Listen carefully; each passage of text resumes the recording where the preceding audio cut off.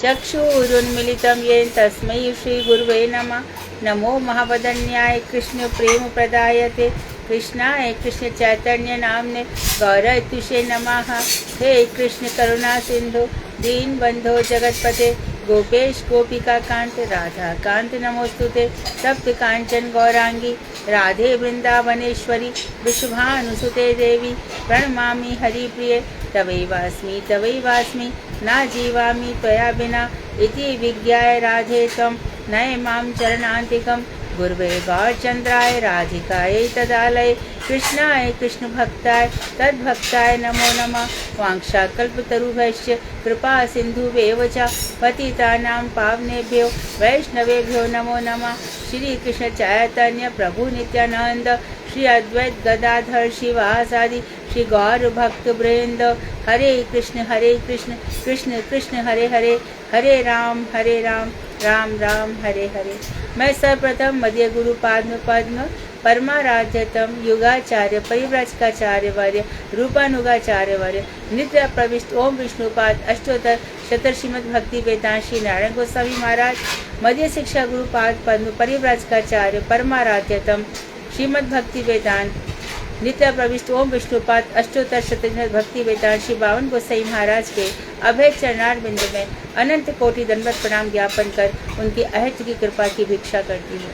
मैं उपस्थित वैष्णवी सभी के लिए यथा योग्य वंदन अभिवादन दंडवत करती हूँ। भगवान श्री कृष्ण के विषय में हम पढ़ रहे थे और अभी जिन्होंने इस ग्रंथ को रीटाइप किया था मधुमंगल प्रभु, वो बता रहे थे कि गुरुदेव कहते थे कि इसके जैसा ग्रंथ नहीं है।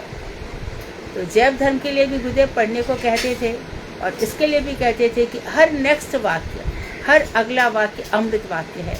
और हम देख रहे हैं कि कितना हमारी कॉन्सेप्ट्स क्लियर हो रहे हैं। अभी हम ब्रह्म परमात्मा भगवान को इतने अच्छी तरीके से समझ चुके हैं। फिर हमें भगवान का स्वरूप बताया गया है। अब उस भगवान के स्वरूप के आगे हमें बता रहे हैं कि चित्त विग्रह है।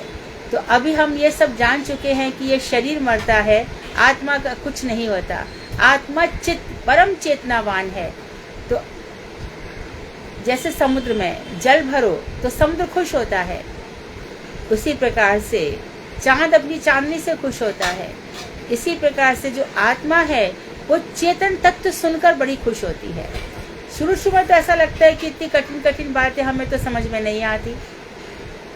और भी लोग कहते कि भैया जैसी पब्लिक है वैसी कथा सुना दो, लेकिन गुरुदेव ने ऐसा नहीं किया।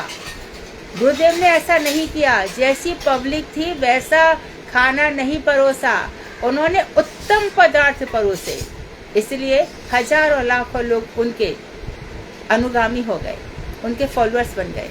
कभी भी ऐसा हमें नहीं सोचना चाहिए कि हमें जो अच्छा लगता है वही हम पढ़े। नहीं, हम देहारामी नहीं हैं, हम मनोरामी नहीं है, हम शरीर में रमण करने वाले नहीं हैं। हम जो मन को अच्छा लगे, मन सुखी नहीं है, हम वो हैं जो हमारी आत्मा को चाहिए। तो आत्मा के लिए अमृत मिल रहा है। ये जो जब श्रीमद् भागवत का प्रायोपवेशन में बैठे थे परीक्षित, सुखदेव गोस्वामी आए थे भागवत सुनाने के लिए, तभी देवता उनके पास आ गए, आप अमृत पिला दीजिए परीक्षित को और ये भागवत हमें सुना दीजिए। उन्होंने कहा नहीं, आपके अंदर योग्यता नहीं है, आप यहाँ से जाइए। ये भागवत श्रवण तो परीक्षित ही कर सकते हैं। इसीलिए जो चैतन्य शिक्षा अमृत है, आप लोग नहीं जानते। कितने ही लोग ये भी कहते हैं कि वो लोग कितने धन्य है जो चैतन्य शिक्षा में सुन रहे हैं। अत्यधिक धन्यवाद है जो इसको सुन रहे हैं। तो आत्मा जो परम चेतन तत्व है, कृष्ण कॉन्शियसनेस, जो हम कृष्ण जो है वही ब्रह्म है, वही परमात्मा है, वही भगवान है, वही यशोदा जी के आराध्य है, वही भीष्म पितामह के आराध्य है, वही रूप गोस्वामी के सनातन गोस्वामी के आराध्य है, वही परीक्षित के आराध्य है, वही बलि महाराज के आराध्य है, वही महाराज अम्बरीश के आराध्य है। सबके आराध्य भगवान श्री कृष्ण है, हमारे भी वही है। तो जो उनकी जितनी उपासना कर रहा है वो परम चेतनावान है। वो फिर जड़ वस्तुओं से आकर्षित ही नहीं होता, दिन प्रतिदिन उसकी चेतना और बढ़ती चली जाती है।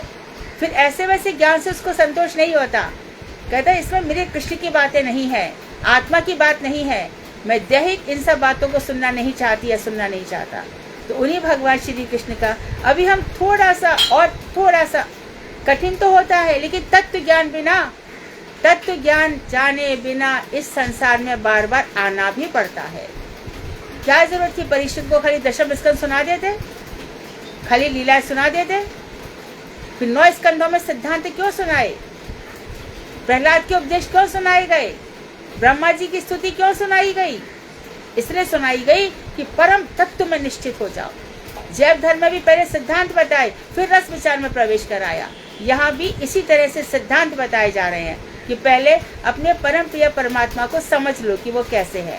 तो चित्त विग्रह है, परम चेतन स्वरूप है भगवान श्री कृष्ण। भगवान का चित्त विग्रह समस्त चित्त तत्व का परमाकर्षक और अधिपति है। भगवान का चित्त विग्रह तो जितने भी चित्त तत्व हैं उन सबको आकर्षित करने वाला है, हमें भी आकर्षित करने वाला है।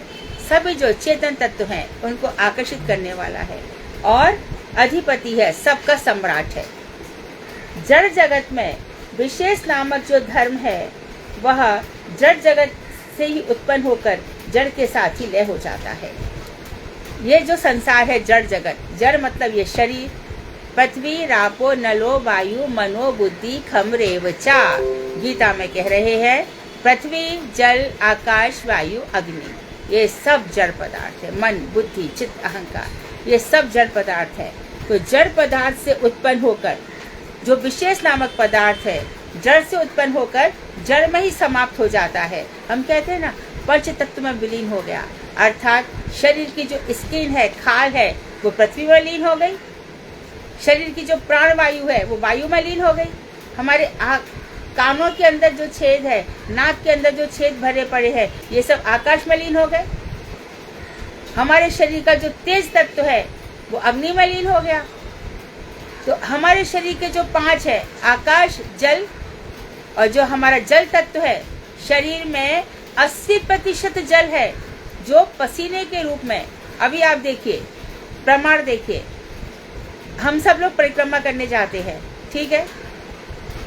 दिन में आप घर पर रहेंगे, पानी चाहे उतना ना पिए, परंतु 4 बार तो वॉशरूम जाना ही पड़ता है प्राय करके सभी को।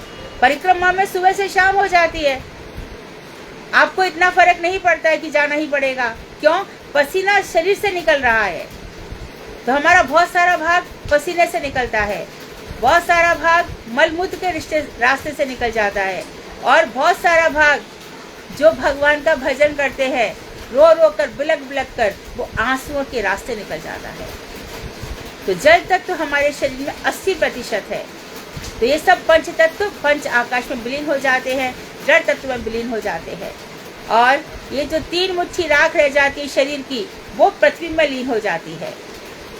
और उसी 3 मुट्ठी राख को लेकर के गंगा में बिसरा दिया जाता है। अब वो जो गंगा में राख पहुंच गई और गंगा के जल में जो मिल गई, तो जैसे हमारे कर्म होंगे हम ही वही गंगा के जल से पहुंच जाएंगे। हम ही भेड़ बकरी भैंस मनुष्य सुंदर स्त्री, कभी अफ्रीकन कभी अमेरिकन, ऐसे बन करके हम इसी रास्ते से पहुंच जाते हैं। यही हमारी पहचान है। तो जड़ जगत का विशेष पदार्थ जड़ जगत में ही लीन हो जाता है। आगे वो बता रहे हैं, जड़ जिस प्रकार चित्त तत्व का प्रतिफलित तत्व विशेष है, उसी प्रकार विशेष धर्म भी चित्तगत धर्म है। इसको और समझ लो। जड़ जैसे, बार बार एक चीज तो समझ लो, भगवान श्री कृष्ण मनुष्य आकार है, मनुष्य लिंगम, पर ब्रह्म तो मनुष्य लिंगम। पर ब्रह्म का स्वरूप कैसा है? मनुष्य के जैसा। राम कैसे? मनुष्य के जैसे। कृष्ण कैसे? मनुष्य के जैसे। परशुराम कैसे? मनुष्य के जैसे। बुद्ध कैसे? मनुष्य के जैसे। कल्कि कैसे? मनुष्य के जैसे। लेकिन पहले भगवान कच्छप अवतार में भी है, भगवान कच्छप कुर्म अवतार मत्स्य अवतार में भी है। तो इतने, लेकिन जो भगवान श्री कृष्ण है, पर ब्रह्म है, वो मनुष्य के रूप में है। उसी प्रकार से हम सब भी मनुष्य रूप में है। भगवान का विशाल आकार विराट जगत है, लेकिन वास्तव में भगवान मध्यम आकार के हैं। उसी तरह से मनुष्य भी है। तो जड़ जिस प्रकार चित्त तत्व का प्रतिफलित ऊपर का नीचे प्रतिफलन हो रहा है, उसी प्रकार विशेष धर्म भी चित्तगत धर्म है। जो विशेष धर्म है वो भी चित्तगत धर्म है। इसको आगे समझा रहे हैं कि प्रतिफलित जड़ में प्रतिफलित धर्म के रूप में यह प्रकाशित हुआ है। यदि विशेष तत्व भगवत तत्वगत धर्म नहीं होता तो किसी प्रकार भी सृष्टि उत्पन्न नहीं हो सकती और जीव भी अस्तित्व को प्राप्त होकर जड़ के संबंध में विचार नहीं कर पाता। बस मुख्य बात यही है।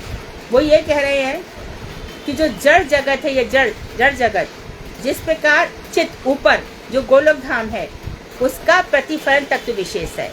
अर्थात गोलोक धाम जैसा था वैसा ही यहाँ पर गोकुल बना।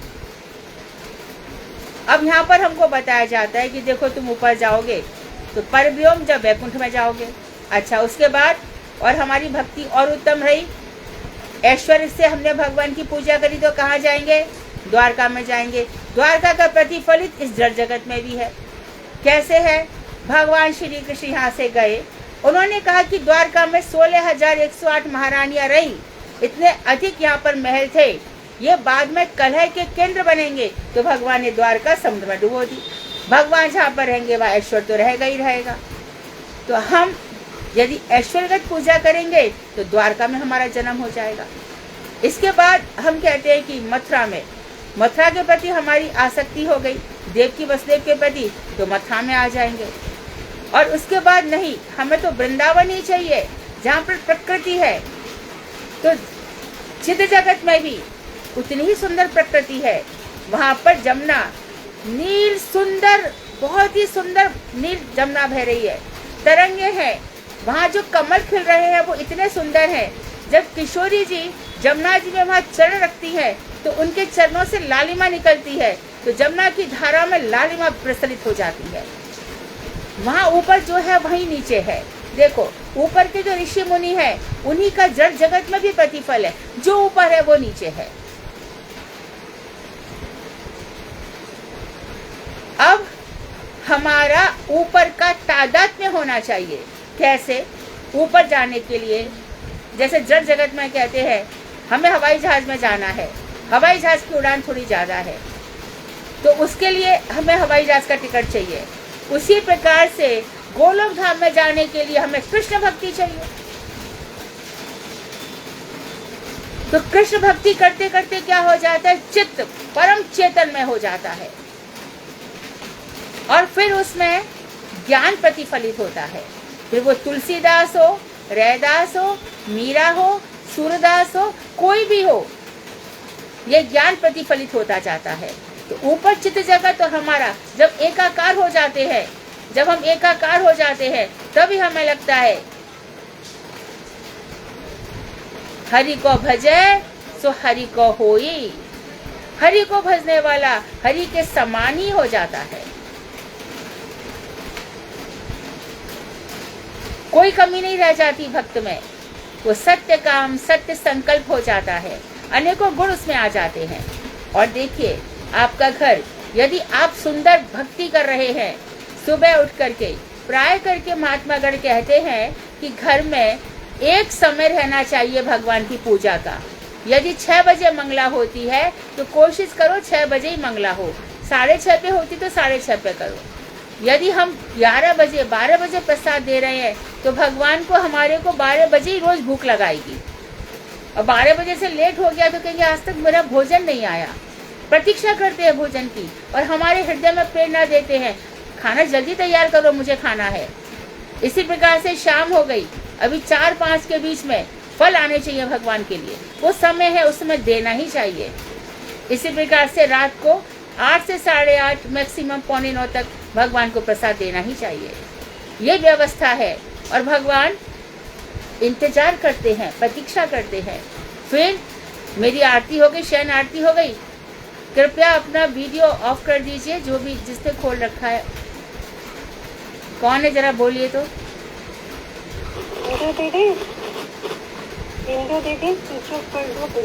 इंदू जी वीडियो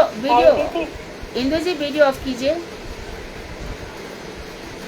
अब रात को वो शयन के लिए सोचते हैं, मुझे कुछ चादर पतली सी उड़ाई गर्मी में, जाड़ों में तो मुझे रजाई उड़ाई की नहीं। अपने घर के भगवान इस तरह से प्रतीक्षा करते रहते हैं। तो क्या होता है, घर की पूजा करते करते पूजक बड़ी ऊंची स्थिति में पहुंच जाता है, उसकी आराधना बड़ी पहुंच जाती है। देखो, मैं एक बात बोलती हूँ, कितने लोग रो रहे हैं, जो भी मिलता है वो रोता ही रहता है। क्यों रो रहे हैं? क्योंकि भक्ति का स्रोत नहीं मिल रहा है। भक्ति किस तरह से होनी चाहिए वो चीज प्राप्त नहीं हो रही है। सुनने को बैठो तो सुना भी नहीं जाता उन लोगों से, प्रश्न पूछने भी नहीं आते कि क्या पूछना चाहिए। उनसे कहा जाए कि ग्रंथ पढ़ो तो पढ़ते नहीं है, सुनो तो सुनते नहीं है, और फिर रोते रहते हैं। ऐसा मत करो। कहीं भी कुछ तो, किसी से कुछ तो सुनो, कहीं से कुछ तो करो।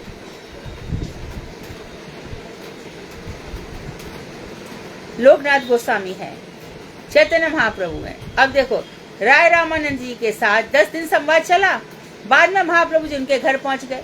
7 दिन 7 रात जगन्नाथ बल्लभ नाटिका पढ़ते रहे और रात को देखते रहे, आनंद लेते रहे ना। ठाकुर जी ने क्या कर रखा है भैया, कभी तो मैं उड़ीसा में पहुंच जाऊं जगन्नाथ जी बन करके, कभी वृंदावन में, कभी नील माधव में, कभी दक्षिण में रामेश्वरम बनकर पहुंच जाऊं। वो ऐसा सब जगह अपना रूप फैलाते रहते हैं। मेरी लीलाओं को देखो, और कुछ नहीं तो मैं तुम्हारे घर में ही आके बैठ जाऊंगा। हम क्यों देखने जाते हैं? हम ये कहते हैं प्रभुपाद जी के सेवित विग्रह हैं, अर्थात कितने जागरूक होंगे। तो अक्सर करके जिन जिन के घर में पूजा ठीक से होती है, वहां पर भगवान सब प्रकार से विधान करते हैं। तो ये हमारा भगवान का चित्त जगत का, ये यहाँ पर जड़ जगत में प्रतिफलन है।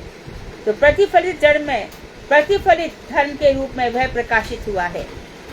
यदि विशेष तत्व भगवत तत्वगत धर्म नहीं होता तो किसी प्रकार की सृष्टि संपन्न नहीं हो सकती। जो विशेष धर्म है वो भगवत तत्वगत नहीं होता तो सृष्टि भी नहीं हो सकती थी, ये संसार नहीं बन सकता था, और जीव भी अस्तित्व को प्राप्त हो करके जड़ के संबंध में विचार नहीं कर पाता। और जीव जो हमें अस्तित्व है, हमारा अस्तित्व हमारा रहेगा ही। भगवान भी रहेंगे, हम भी रहेंगे। कभी ऐसा नहीं है कि हम नहीं रहेंगे, हम हमेशा ही रहेंगे सूक्ष्म रूप में। हम हमेशा ही थे, क्योंकि ऊपर तक नहीं जा रहे। क्यों गुरु बद्ध ऐसा बोलते हैं, मैं बार बार जन्म लूंगा जब तक कि तुमको राधा दास से नहीं दे दूंगा? क्यों ऐसा कह रहे हैं? क्योंकि हमारे अंदर राधा दास की पोटेंसी है, और राधा दास से सुनने में तो बहुत अच्छा लगता है। आज एक व्यक्ति कह रहे थे, क्या मुझे इस जन्म में राधा दास से मिलेगा? अरे अभी तो श्रद्धा भी तुम्हारी ठीक से नहीं हुई, राधा दास की बात पहले से ही कर लो। राधा दास के बाद साधु संग, कितना साधु संग मिल रहा है बोलो तो? साधु संग का मतलब क्या है? साधुओं ने जो तुम्हें बात बताई है उसके हिसाब से चलो, ये साधु संग है। साधु संग का मतलब ये थोड़ी कि उनके साथ उठो बैठो खाओ पियो, ये साधु संग नहीं है। जो भी गुरुजी ने, साधु ने, वैष्णवों ने बात बताई है उसके हिसाब से चलो। वैष्णवों के पास आकर अपनी कम कहो, उनकी ज्यादा सुनो, तो साधु संग हो जाएगा। और फिर साधुओं के मुख से जो बात निकले तो भजन करो, और भजन करने के बाद अनर्थ मिट जाएंगे। एक अनर्थ और आता है भक्ति में, जब भक्ति आती है तो चारों तरफ बड़ा सम्मान मिलता है, और यदि व्यक्ति सोचे अरे मुझे चारों तरफ सम्मान मिल रहा है, उसकी भक्ति भी सुरक्षित रह जाती है।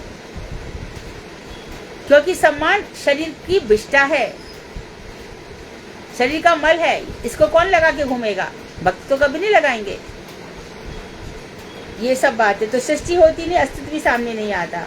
इसी चितगत विशेष धर्म के द्वारा परमेश्वर की शक्ति, इच्छा और क्रिया सभी विचित्र हैं। तो विशेष धर्म में 3 चीजें आती हैं। विशेष धर्म में 3 चीजें हैं, परमेश्वर की शक्ति, परमेश्वर की इच्छा और परमेश्वर की क्रिया। भगवान का श्री विग्रह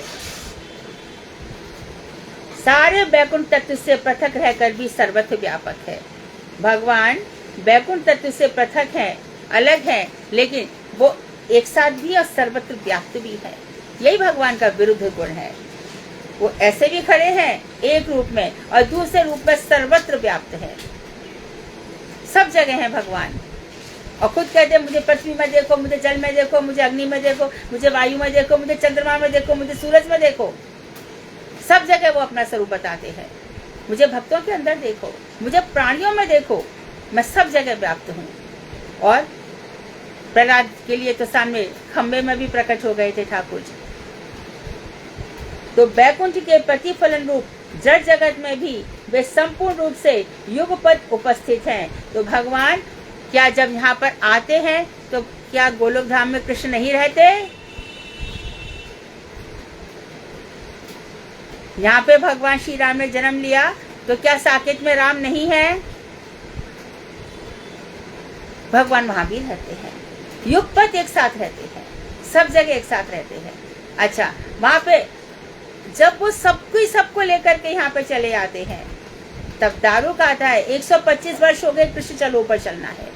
ब्रह्मा जी भी आते हैं, कहते चलो। उस समय पूरे धराधाम ही ऊपर से नीचे आ जाता है।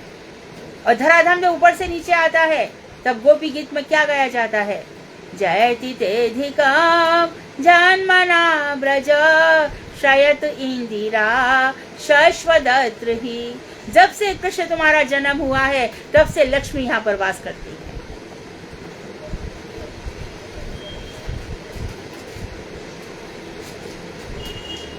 तो इस तरह से बता रहे हैं कि जब भगवान का श्री विग्रह सारे बैकुंठ तत्व से पृथक रहकर भी सर्वत्र व्यापक है।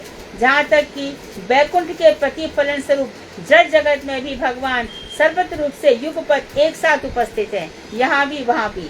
इसलिए भगवान का सर्व विग्रह अलौकिक और अचिंत्य है। तो अचिंत्य क्या है भैया, समझ में नहीं आता। वो सर्वत्र व्याप्त भी है, हृदय में भी है, बाहर भी है, ऊपर भी है, नीचे भी है।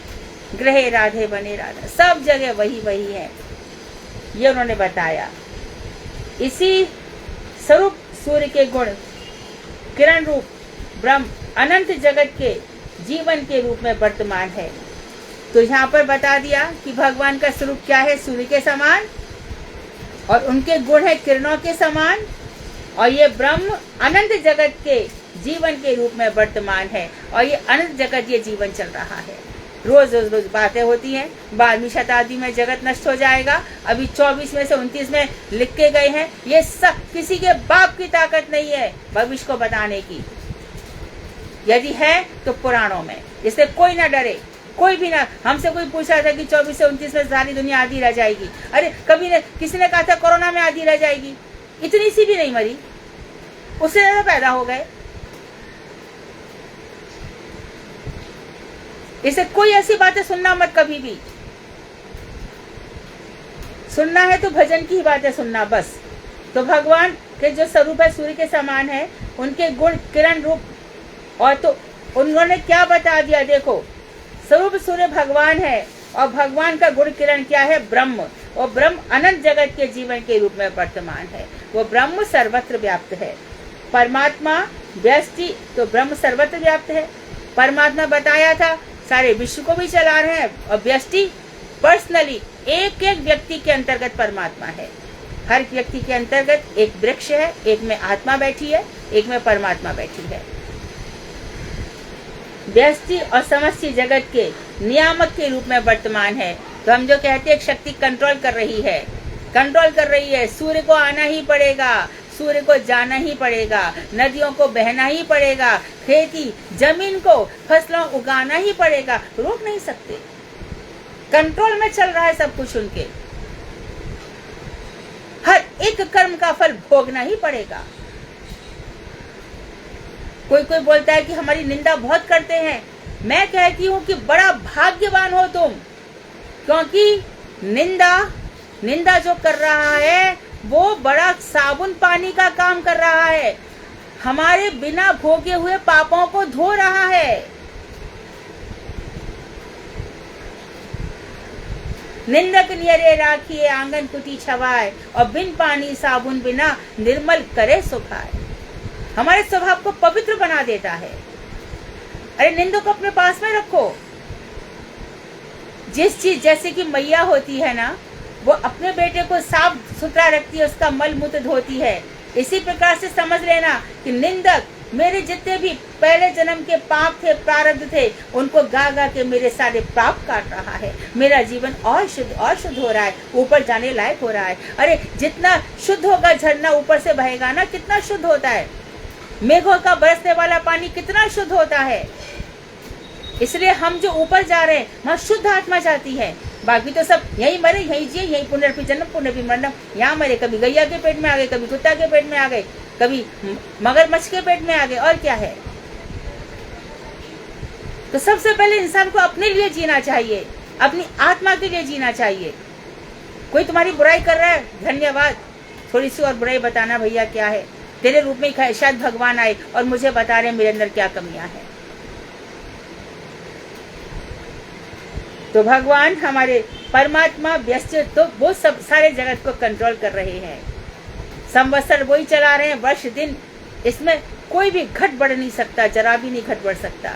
100 साल बाद भी ग्रहण पड़ेगा, वो भगवान ने पहले से बता रखा है, कोई इसको बदल नहीं सकता। तुम कहते हो कि सृष्टि टूट जाएगी, और हमारे शास्त्रों में तो लिखा है कि यहाँ से 80 साल बाद कौन सा ग्रहण पड़ेगा। सब कुछ पहले से ही विधान है, इससे कोई घबराएगा नहीं। ब्रह्म एवं परमात्मा में सर्वव्यापी होने पर भी भगवत स्वरूप नित्य वैकुंठ के लीला विग्रह विशेष हैं। और उन्होंने विशेष धर्म बता दिया कि ब्रह्म एवं परमात्मा रूप में भगवान सर्वव्यापी होने पर भी जो भगवत स्वरूप है वो नित्य वैकुंठ का लीला विग्रह विशेष है। वैकुंठ में लीला कर रहे हैं, भगवान लीला करते हैं, लीलाधारी है वो, उसका नाम है लीलाधारी, उसका नाम है वंशीधारी। महाप्रभु के रूप में आते हैं वो, तो थोड़ा सा स्वरूप बदल देते हैं, करुणा प्रधान हो जाते हैं, औदार्य का गुण उनके अंदर आ जाता है। फिर अपनी प्राप्ति का रास्ता बताते हैं। अनर्पित चरिम चिराग करुणावतीर्णः कलौ, करुणा से आते हैं, रास्ता बताते हैं, मेरा भजन करो भैया, देखो मेरा भजन कर लो। ये तो क्यों मेरा भजन करो, इससे तेरी आत्मा शुद्ध होती है। आत्मा शुद्ध होगी तो क्या होगा, यहाँ पे नहीं आएगा। तो जो जड़ जगत आपने बनाया, ये मैं नहीं कह सकता, ये मेरे विशिष्ट अद्वैतवाद है।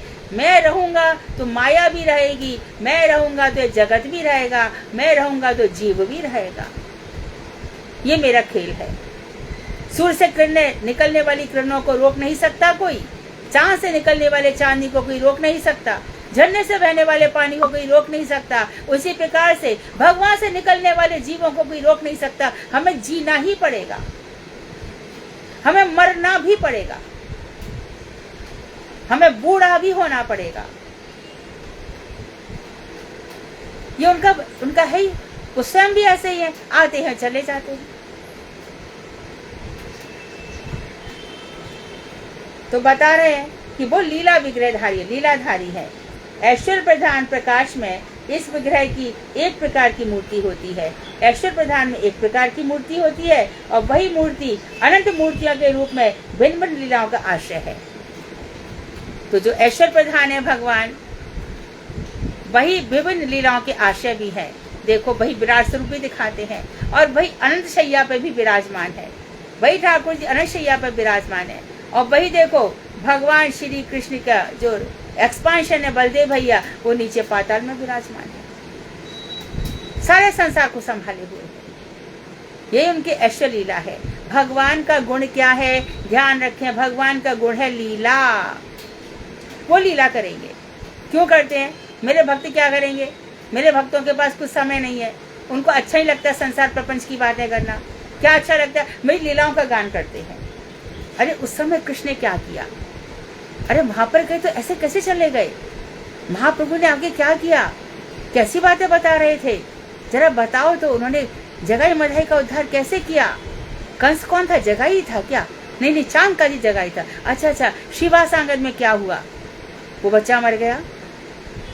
तो कोई बोलता है, एक जन, ये सच्ची कथा है ना, अभी हुई थी किसी के साथ, तो कि एक बच्ची थी, उसका एक बच्ची मर गई, कोई तो ऐसे मर गया। तो उन्होंने कहा कि मैंने चैतन्य महाप्रभु कितनी आराधना की, मैं भगवान को नहीं मानता। क्यों नहीं मानता? क्योंकि वो मर गया। तो तेरे मरने से क्या भगवान नहीं रहेंगे? अरे हम उस भगवान को मानते हैं, उन भगवान को मानते हैं जहाँ श्रीवास आंगन में उनका पुत्र मरा पड़ा है, और चैतन्य महाप्रभु उस बच्चे को बुला रहे हैं, और बच्चा कह रहा मैं नहीं आ रहा। वो भी तो हमारे श्रीमन महाप्रभु है ना। भागवत में बताते चित्रकेतु का बच्चा मर गया, रानी ने उसको जहर दे करके मार दिया, अंगिरा ऋषि ने उसको भी बुला लिया, वो भी नहीं आया। अरे कितने माता कितने पिता, मैं नहीं जानता ये कौन से वाले माता पिता हैं।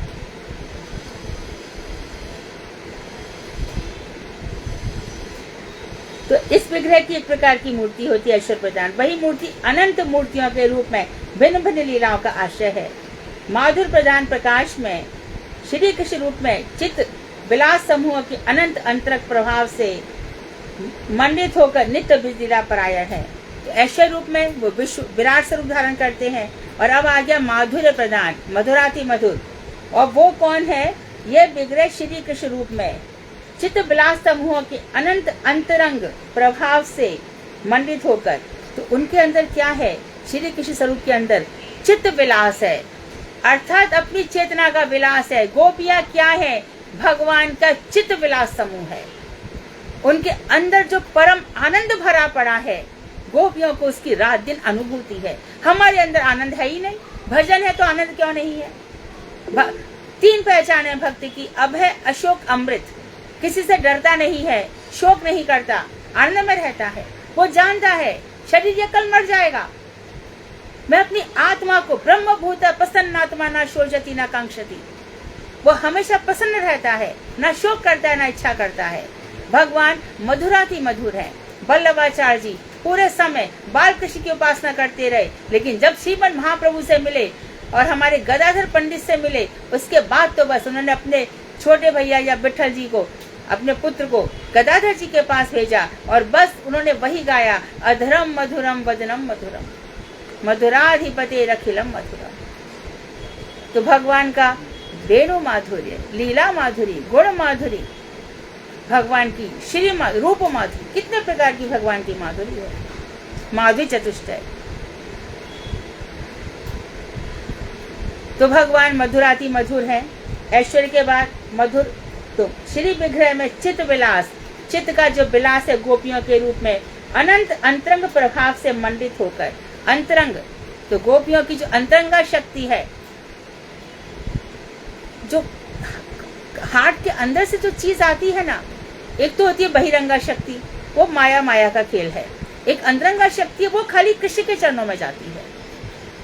राधा जी भगवान श्री कृष्ण के पास ही जाएंगी, तो उनकी अंतरंगा शक्ति उनकी स्वरूप शक्ति है। तो श्री कृष्ण के रूप में नित्य विराजमान है, नित्य ब्रज लीला परायण है।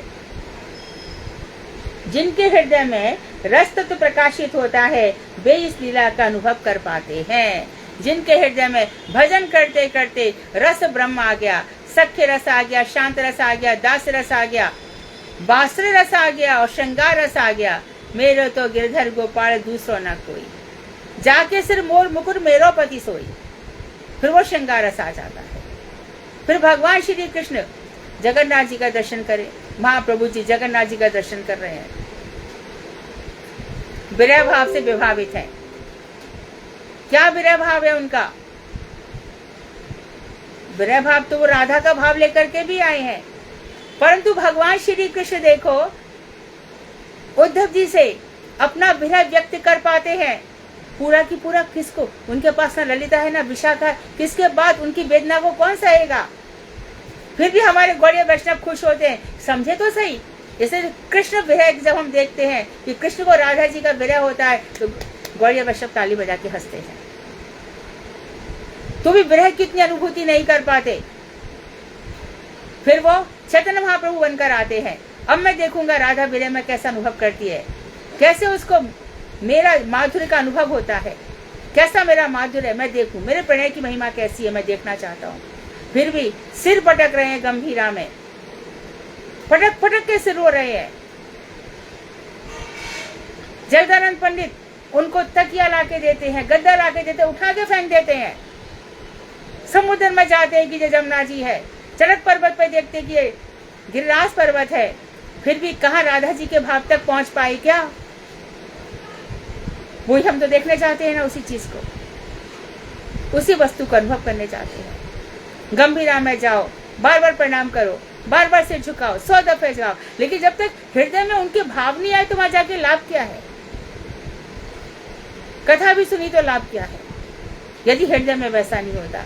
तो भैया ये बातें सब रस की है, और रस तत्व तो जो कृष्ण है वो ब्रह्म है, परमात्मा है, भगवान है, लेकिन रसो वही सहा वो रस स्वरूप भी है। तो जब हमारे हृदय में रस का प्रकाशन हो जाता है तो रस और रस मिलकर के एक होते हैं, फिर अर्थात हम भी गोपी बनकर आते हैं। फिर हम कृष्णा से संतुष्ट नहीं होते, हम गोविंदा से संतुष्ट नहीं होते, हमें गोपीजन बल्लभ चाहिए जो गोपियों का प्राण प्रिय है। हम भी गोपी, हमारा प्राण प्रिय है, ये रस। तो जिनके हृदय में रस तत्व होता है वे इस लीला का अनुभव कर सकते हैं। भगवान का स्वरूप नित्य सिद्ध है। कोई विशेष चिन्मय धाम, उपकरण, चिन्मय काल और परिकर समूह उस स्वरूप के नित्य सहचर हैं। तो विशेष चिन्मय धाम अर्थात द्वारका इत्यादि ये उनका परिकर है। उनके उपकरण बंशी, सींग, ये मोर पंख, काल जिस समय वो आते हैं चिन्मय काल, और उनके परिकर सब यशोदा जी, नंद बाबा, सारे परिकर को लेकर के ये सब भगवान के नित्य सहचर हैं। इसका प्रमाण है श्रीमद् भागवत में, जब ब्रह्मा जी आ गए गर्भोदशाई से, चारों तरफ देखा, जल जल दिखाई दिया, जल में से आवाज आई तप तप तप तप करो तप करो। ब्रह्मा जी ने तप किया, 60,000 तप के बाद आप प्रकट हुए महाराज, और प्रकट हुए तो उन्होंने क्या कहा, अहमेवा समेवाग्रे नान्यत् जत् सत् सत् परम। मैं एक अकेला था, शिव जी थे नहीं थे, ब्रह्मा थे नहीं थे, मैं अकेला था। तो उन्होंने ब्रह्मा जी को अपने परिकर का, उनका परिकर भी दिव्य रहता है, वो भी कभी नष्ट नहीं होता, ये बताया। तो नित्य सहचर, नित्य साथी है। परम रस के, उस रस के रसिक व्यक्तियों के निकट ही ये आस्वादनीय होता है। ये रस कौन आस्वादन कर सकता है? हमारे गुरु वैष्णव। गुरु वैष्णवों के अनुगत्य में हम, और गुरु वैष्णवों ने अनुगत्य किया रूप गोस्वामी का, सनातन गोस्वामी का, चैतन्य महाप्रभु का, चैतन्य महाप्रभु के अनुगत षड गोस्वामी, षड गोस्वामी के अनुगत हमारे प्रभुपाद जी, विश्वनाथ चक्रवर्ती ठाकुर, बलदेव विद्याभूषण, उनके अनुगत नारायण गोसाई महाराज, बामन गोसाई महाराज, उनके अनुगत हम लोग। ये हमारी पहचान है। इसलिए जो ट्रैक लाइन है, इधर से उधर तो मत भटकना, बिल्कुल भी नहीं। बहुत महान लाइन से हम लोग आ रहे हैं, तो हम इसका आस्वादन कर सकते हैं। इसी स्वरूप का आश्रय कर अनंत चित्त विलास नित्य नवीन रूप में प्रवाहित हो रहे हैं। इसी स्वरूप का आश्रय कर अर्थात रस का आश्रय कर भगवान का चित्त विलास, जो गोपियों के साथ चित्त विलास है, वो नित्य नवीन रूप में प्रकटित होता है। भगवान गोपियों के साथ जो नई नई लीलाएं करते हैं। अच्छा, कुछ लीलाओं का अनुभव सनातन गोस्वामी को हो रहा है, कुछ लीलाओं का अनुभव रूप गोस्वामी को हो रहा है, कुछ लीलाओं का अनुभव गोपाल भट्ट गोस्वामी को हो रहा है। शिला से आप प्रकट हो जाते हैं। कुछ लीलाओं का अनुभव हमारे भक्तों को हो रहा है। हर एक घर में जो भगवान की रसपूर्ण भक्ति कर रहा है, सुबह उठ करके मंगल आरती कर रहा है, भगवान को रसपूर्ण प्रसाद खिला रहा है, उसको भी पूछो क्या क्या भगवान उसके साथ खेल नहीं, उसका काम ही यही है। भक्तों के बिना वो रह नहीं सकता। यही रस है। रस के दो किनारे हैं, एक भक्त है, एक भगवान है। रस की नदी बह रही है, उसमें दोनों ही अवगाहन करते हैं, दोनों ही उसमें सराबोर रहते हैं। यह स्वरूप, उनका धाम, उपकरण, सहचर और उनके विलास सभी चिन्मय, नित्य, परम उपादेय, निर्दोष एवं समस्त विशुद्ध जैव आशा के एकमात्र विषय हैं। हमारे जीवों की यही आशा है, भगवान का स्वरूप पता हो, उनका धाम, उनके उपकरण बंशी सिंह इत्यादि, उनके सहचर, उनके सखा, उनके विलास गोपियों आदि के साथ उनका नयन मटकाना, पीताम्बर फहराना और नटनागर नर्तन करना, कालिय मर्दन करना, गिरिराज पर्वत पर भ्रमण करना, ये सब सभी चिन्मय हैं, यानी दिव्य हैं, नित्य हैं, परम उपादेय हैं, हमारे लिए परम उपकार की वस्तु है। निर्दोष है, उसमें कोई दोष नहीं है। साफ कह दिया कि उनका चित्त विलास है, कैसे गोपी रास और गोपियों का चीरहरण, ये सब भगवान का विलास है। तो ये चित्त रास का क्या अर्थ है? रसा नाम समूति रासहा, वहाँ रस हुआ, परिपक्व रस हुआ, श्रृंगार रस के दोनों ही पक्ष आए, संयोग भी हुआ और वियोग भी हुआ। वियोग के बिना से पुष्ट नहीं होता। वियोग करवाया, वियोग में क्या हुआ, जहां देखो तित श्याम में ही है, चारों तरफ उनमें ही हो गए। तो वियोग जब गोपी गीत गाया तब आप प्रकट हुए, वैसे की वैसे, कहीं गए थोड़ी थे, वही थे, अंतर ध्यान हो गए थे, वही सगवी, वही मन मत साक्षात, वही बनमाला धारण की ओर प्रकट हो गए, वही सुगंधित पुष्पों से युक्त वैजंती माला धारण करके। वो निर्दोष है, चीधर इत्यादि जो लोग दोष लगाते हैं सब नहीं लगाने चाहिए। समस्त विशुद्ध जैव आशा के एकमात्र विषय है, बस हमारी आशा उनसे ही लगी हुई है, भगवान से ही। आशा इतना आसान नहीं है। ये जो भक्ति का मार्ग है ना, भक्ति सुदुर्लभ है, भक्ति बहुत दुर्लभ है, क्योंकि कृष्ण है ना प्योरीफाइड प्रोसेस करते हैं, इतना कष्ट देते हैं, इतना तपाते हैं भक्तों को, इतना तपाते हैं, क्योंकि उनको शुद्ध सोना चाहिए। ऐसे वैसे सोने से उनका मन नहीं भरता। जब आत्मा एकदम शुद्ध हो जाती है, संसार का लेश मात्र भी जड़ विशेष धर्म रहता नहीं है, तब महाराज आपको, क्योंकि अब ये मेरे बराबर बैठने लायक हो गया। अब इसीलिए 14 प्रकार की गोपियां हैं। दंडकार बनने के ऋषि एकदम शुद्ध हो गए, चलो आ जाओ। शबरी थोड़ी गोपी बन पाएगी, अभी शबरी की भक्ति वहां तक की थोड़ी है, विष्णुपिता में थोड़ी गोपी बन पाएंगे, वहां तक 12 महाभागवतों में से एक है, परंतु गोपी भाव उससे भी बहुत बड़ा है। लेकिन फिर भी निराश होने की जरूरत नहीं है, क्योंकि श्रुतियां वो भी गोपी भाव में, हमारे ऋषि मुनि अयोध्या में जो भगवान श्री राम को देख करके जिन स्त्रियों को भगवान श्री राम के साथ अत्यधिक प्रेम हो गया था, देखो ब्रज में जो गोपियों का प्रेम है, ब्रज में उसको काम कहा जाता है, वो ही शुद्ध काम है। संसार का जो काम है वो विकृत है, घिनौना है। वो जो ऊपर का जो प्रेम है वही काम शब्द से कहा जाता है, जो उज्जवल है, एकदम हृदय को भासित कर देता है, चमकदार कर देता है। तो इस तरह से आज आपने बहुत ही कठिन ये विषय पढ़ा, थोड़ा सा इसकी ये निर्विशेष कल्पना और देख लो।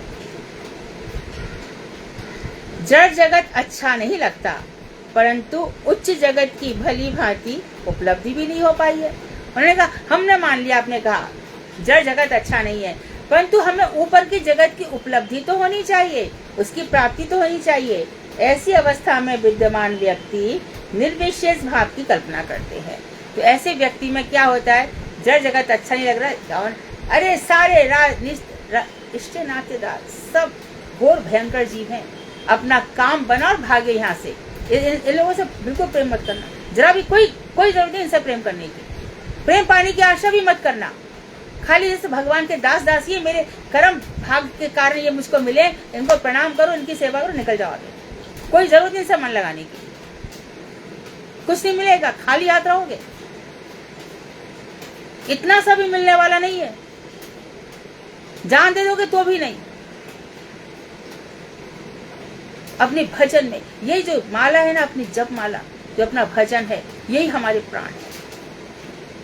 तो जड़ जगत अच्छा नहीं लगता, ऊपर भी हमें उपलब्धि हो नहीं रही कि चित्त जगत क्या है, जिसमें हम समझते हैं कि विशेष करके कोई चीज नहीं है, विशेष करके भगवान करके कोई चीज नहीं है, यानी कि कोई निर्विशेष चीज है, उसकी हम कल्पना कर लेते हैं, उनका कोई वैशिष्ट नहीं है।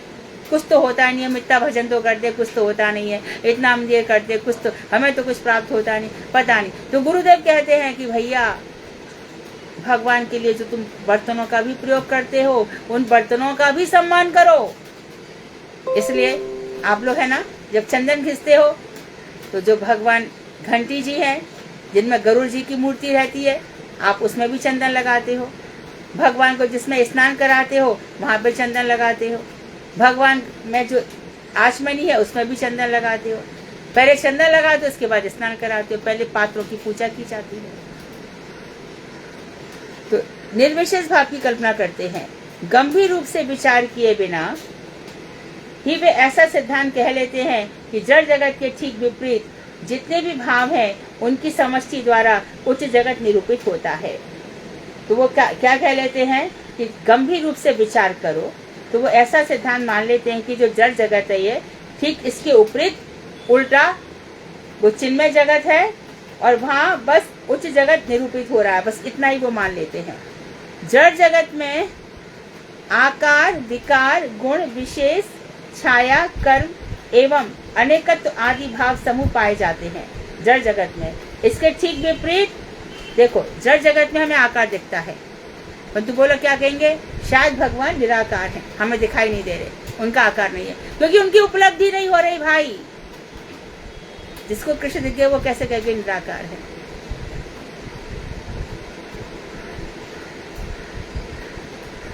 आलानाथ में मुंह जला लिया, गरम गरम खिचड़ी में हाथ डाल लिया, वो कैसे कहेगा भगवान निराकार है। ओ जगन्नाथ जी आंख फाड़ फाड़ करके देख रहे हैं भक्त, तो कैसे कहेगा वो निराकार है। परंतु हमें उपलब्धि नहीं हो रही है, इसके लिए हम समझते हैं कि भगवान का आकार नहीं है, तो विपरीत धर्म हो जाता है। देखो कैसे उल्टा होता है, हम समझते हैं आकार, वहां पे निराकार हो जाता है। जड़ जगत में आकार तो निराकार हो जाता है।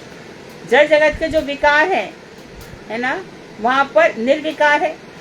ये जड़ जगत में विकार क्या है, काम, क्रोध, मद, लोभ, मोह, ईर्ष्या, और हम कहते हैं भगवान में सब चीजें नहीं है। हम यहाँ कहेंगे गुण है, हम कहेंगे वो निर्गुण है। हम कहेंगे कि यहाँ पर कोई विशेष पदार्थ है, वो कहेंगे नहीं वो निर्विशेष है। वहां पर हम कहेंगे छाया है उसकी, वो कहेंगे वो छाया रहित है। यहाँ पर कर्म है, हम कहेंगे वो निष्कर्म, कोई कर्म नहीं करते। एवं अनेकत्व, और वहां पर कहेंगे अद्वैत, वो अकेला है, दूसरे नहीं है, और यहाँ पर अनेक है। तो आदि ये समस्त भाव एकत्रित होकर जिस जगत को प्रकाशित करते हैं वही उच्च जगत है। तो जड़ जगत में ये सात आठ चीजें होती है, और इसके विपरीत उच्च जगत में ये सब चीजें होती हैं। परंतु सूक्ष्म विचार रूप से विचार करने पर ऐसा प्रतीत होता है कि यह सिद्धांत केवल युक्ति है, मन गणंत कल्पना है। सिद्धांत देखो तो जड़ से ही युक्ति का जन्म होता है। युक्तियां कब लगाई जाती हैं, जड़ जगत से। अत्यंत मंथन करो तो युक्ति उनके विषयों के एक विपरीत भाव की कल्पना करा देती है। यानी कि हम ये समझ लेते हैं यहाँ पे आकार है वो निराकार है, यहाँ पे गुण है वो निर्गुण है, यहाँ पे दोष है वहाँ पे दोष नहीं है वो निर्दोष है, हम बस ऐसी कल्पना कर लेते हैं। अतः यह सिद्धांत कल्पना, एक कल्पना है और कुछ भी नहीं है। चित्त आलोचना के द्वारा जो कुछ भी पाया जाता है उस वस्तु की कल्पना नहीं दे सकती।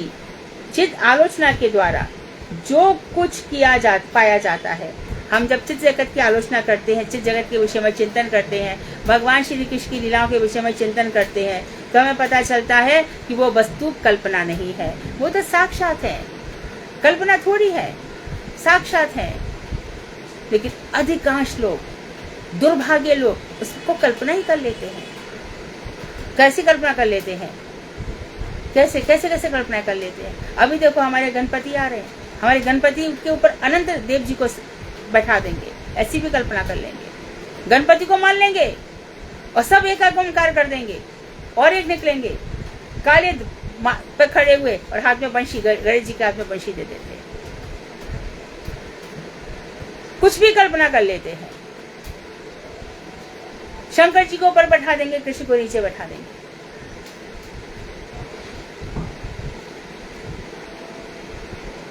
तो वो ये कह रहे हैं कि देने की बात तो बहुत ही अलग रही, हम उसको स्पष्ट तक नहीं कर सकते।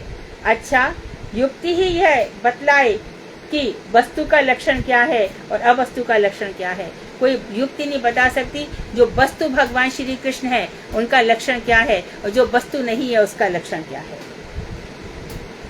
युक्ति यदि पक्षपाती और कर्म संस्कार विशिष्ट ना हो तो वह अवश्य ही यह कहेगी कि अवस्तु का नाम असत्ता है, अर्थात जो नहीं है वह वस्तु नहीं है, और जिसकी सत्ता है वह वस्तु है। इसको आगे और भी स्पष्ट कर रहे हैं भक्ति विनोद ठाकुर, बात रखते हैं तो बताते भी हैं आगे। तो आशाकृत जगत यदि अवस्तु हो तब उसके संबंध में सिद्धांत करना अथवा उसको जानने के लिए साधन आदि परिश्रम करना सभी कुछ मिथ्या और व्यर्थ है। यदि यह वस्तु है तो उसमें वस्तु का लक्षण होना चाहिए। संक्षेप में वो ये बता रहे हैं कि ये जगत है, आशा पे चलता है, ये जगत आशाओं पे चलता है। ठीक है, आशाकृत जगत यदि अवस्तु है अर्थात इसकी कोई सत्ता ही नहीं है, ये वस्तु है ही नहीं, तो फिर इसके संबंध में सिद्धांत भी क्यों कर रहे हो। कुछ मारो ही मत, कोई सिद्धांत मत करो, अथवा उसको जानने के लिए तुम साधन आदि परिश्रम भी क्यों कर रहे हो। यदि कुछ वस्तु है ही नहीं तो फिर ये साधन आदि भी क्यों कर रहे हो? सभी कुछ मिथ्या और व्यर्थ है। यदि ये वस्तु है तो वस्तु का लक्षण होना चाहिए। क्या होना चाहिए वस्तु का लक्षण? वस्तु का लक्षण यह है कि प्रत्येक वस्तु का अस्तित्व है। हमारा भी अस्तित्व है, भगवान का भी अस्तित्व है। हम बार बार कह रहे हैं हम कभी नहीं मरते, हम कभी नहीं मरते। न हन्यति हन्यमाने शरीरे। ऐसा कभी नहीं था अर्जुन जब तुम नहीं थे, ऐसा कभी नहीं था जब मैं नहीं था। भागवत के पहले श्लोक में आता है वेद्यम वास्तव वस्तु, जानने योग्य जो वस्तु है वो शिवदम, कल्याण देने वाली है, और ताप तृणमूलनम, और दैहिक दैविक भौतिक तापों को हटाने वाली है। तो ये वस्तु है। अब जो मुख्य पॉइंट जो कहना चाहते थे, कल्पना मत करो। वस्तु का लक्षण ये है कि वो हमेशा उसका अस्तित्व रहता है और वो उसका वैशिष्ट्य रहता है, वो क्रिया भी करती है और उसका प्रयोजन भी रहता है। यदि अस्तित्व ना रहे तो अस्तित्व उपस्थित होकर वस्तु को लोप करता है। अस्तित्व नहीं रहेगा तो नास्तित्व आ जाएगा। नास्तिक कहेंगे कि भगवान है ही नहीं। नास्तिक कहेंगे भगवान है ही नहीं, है ना? ये नास्तिकता का लोप हो जाएगा। यदि विशेष ना रहे तो उस वस्तु का स्वतंत्र वस्तुत्व सिद्ध नहीं होता, क्रिया नहीं रहती, और इस परिचय के अभाव में ये आभास भी कहा जाएगा। यदि प्रयोजन नहीं रहे तो उसे स्वीकार करना व्यर्थ है। अतः उच्च जगत को अवश्य वस्तु कहना होगा। वो ये कह रहे हैं जो भगवान है उनका अस्तित्व है, उनका वैशिष्ट्य है, वो क्रिया भी करते हैं, साक्षात उन्होंने इच्छा की, सृष्टि बनाई, अवतार भी लेते हैं, और उनका अवतार का एक प्रयोजन भी रहता है। भगवान का जन्म बिना प्रयोजन के नहीं होता। क्या क्या प्रयोजन है जल्दी से बोलो? परित्राणाय साधूनां विनाशाय च दुष्कृतां धर्म संस्थापनार्थाय संभवामि युगे युगे। ये भगवान का प्रयोजन है। और क्या प्रयोजन है? विप्रधेनु सुर शांत हित लीन मनुज अवतार निज इच्छा निर्मित तनु माया गुण गोपाल। ब्राह्मणों के लिए, संतों के लिए, गायों के लिए, देवताओं की रक्षा के लिए मैं जन्म लेता हूँ। तो आप जन्म क्यों लेते हो? मैं क्या करूं? सृष्टि कर देता हूँ। क्यों कर देते हो? ये जीव है, इसने बड़े पाप किए हैं, लेकिन मरते समय इसकी मुझ में आसक्ति हो गई, परंतु अभी भी पाप से इसकी वृत्ति नहीं गई है। पाप करने की प्रवृत्ति अभी इसकी बाकी है। पाप तो मिट गए, प्रवृत्ति नहीं मिटी। ये प्रवृत्ति को लेकर के ये जीव पड़ा हुआ है। अब मैं क्या करूं? मैं सृष्टि बना देता हूं, इसमें ये जीव पैदा होगा, फिर से मेरा भजन करेगा, इसका कल्याण हो जाएगा, यहाँ से निकल जाएगा। ऐसे जीव को क्या कहते हैं? अनुशयी जीव, संस्कार लेकर के पड़ा रहने वाला जीव। हम सब अपने संस्कारों के साथ जी रहे हैं भाई। ये सब जो हमारे बन रहे हैं, ये संस्कार बन रहे हैं, और हमारे प्रारब्ध मिट रहे हैं। ये प्रारब्ध बिना भोगे नहीं मिटते, खाली भगवान की कथाओं से मिट सकते हैं महाराज। बिना प्रारब्ध मिट नहीं सकता ये प्रारब्ध। भगवान का नाम ले लेकर के ये मिट सकते हैं। तो ये चार चीजें हैं भगवान की। यदि अस्तित्व ना रहे तो क्या हो जाएगा? नास्तिक बन जाएगा, वो उपस्थित होकर और वस्तु भगवान का लोप कर देगा। और यदि विशेष ना रहे तो उस वस्तु का स्वतंत्र वस्तु सिद्ध नहीं होता। भगवान का वैशिष्ट्य ना रहे तो भगवान स्वतंत्र है ये कैसे पता चलेगा? अरे हमारा खुद का अपना अलग अलग वैशिष्ट्य है, सबका अपना अलग अलग है, हर व्यक्ति अलग है। संसार में कितने अरब खरब लोग हैं, सबका चेहरा अलग है, सबकी आंखें अलग हैं, सबके हाथ की रेखाएं अलग हैं। ये वैशिष्ट्य हो गया। और क्रिया नहीं रहती तो परिचय के अभाव में उससे आभासी कहा जाता है, और कुछ ना कुछ क्रिया रहती है। भगवान तो क्रिया का परिचय यदि नहीं होगा तो उसको हम कहेंगे आभास मात्र है। भगवान कहते हैं मैं कभी खाली नहीं बैठता। तो 4 महीना से आप सो रहे, उसका क्या? सो नहीं रहा, अपनी सारी शक्तियों को लेकर के लेटा हुआ, सारी शक्तियों को मैं समेट के सोया हुआ। रात दिन मैंने रास किया, एक रात नहीं सोया। गोवर्धन पर्वत धारण किया मैंने, 7 दिन 7 रात जागा। अरे मैं कहाँ सोता हूँ, मैया समझती है। ये सो गया, बाहर से दरवाजा बंद कर देती है। सुबह उठेगा, दही में मटकी में दही वही डाल के रख दूं, सब मथानी धो के रख दूं। सुबह उठेगा, मक्खन मांगेगा, लेकिन वो रात को तो कहीं और चला जाता है।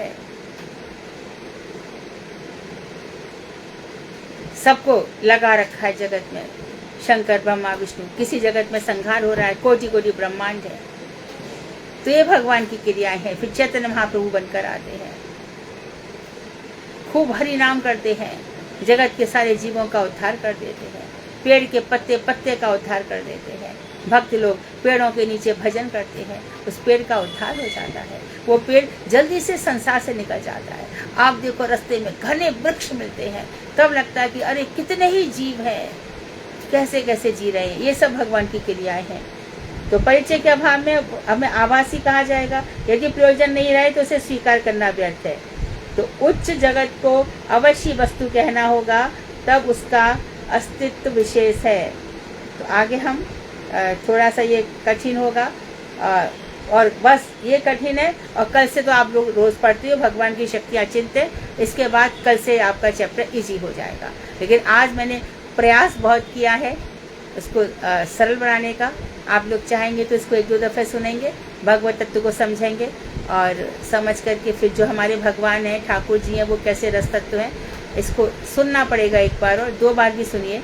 और जो प्रश्न बनाने वाली टीम है वो प्रश्न बनाए, शनि रवि सोम मंगल बुध, यानी कि आज 19, 20, 21, 22, 23, 24 तारीख को प्रश्न रखे जाएंगे।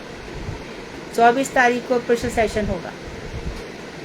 19 आज शनि रवि सोम मंगल बुध गुरु, यस, गुरुवार को प्रश्न सेशन होगा। और बहुत ध्यान से प्रश्न बनाए। प्रश्न आपके बहुत सुंदर बनते रहे हैं। प्रश्न ऐसे बनाए जिससे कॉन्सेप्ट क्लियर हो जाए, क्योंकि आगे का चैप्टर बहुत इजी आने वाला है। फिर इतनी ज़रूरत नहीं है, बहुत ही रोचक हो जाएगा, बहुत ही प्रासंगिक हो जाएगा। तो ध्यान रखें, प्रश्न बनाने वाली टीम ध्यान रखें, और जो नए लोग हैं उनको भी जोड़ें। कई लोग प्रश्न बनाना चाहते हैं, पर ये थोड़ा कठिन है। इसके लिए मैं कहूँगी कि जो पुराने लोग हैं, सुधा जी हैं और भारती है और ये अनुराधा है, निशा भी बना रहे थे, साधना जी भी बना रहे थे, ये लोग ज़रा ध्यान से प्रश्न बनाएं। प्रश्न थोड़े कठिन है। मैं चाहती हूँ कि हमारा हर एक स्टूडेंट इस चैप्टर को समझे। वांछा कल्पतरुभ्यश्च कृपा सिंधुभ्यैव च पतितानां पावनेभ्यो वैष्णवेभ्यो नमः।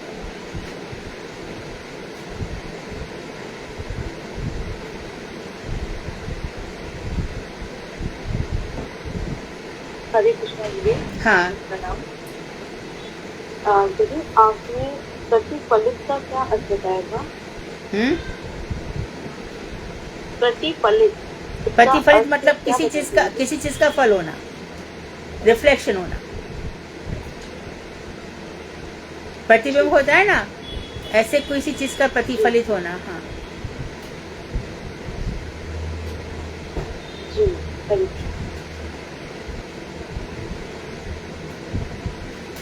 बस हमारा कठिन चैप्टर है ना। अब कल एक पैराग्राफ रहेगा कठिन, उसके बाद हमारी अचिंत शक्ति आ जाएगी। बस फिर हमारा इजी हो गया। ये थोड़ा सा समझ लेना, सुनना पड़ेगा 1-2 बार और।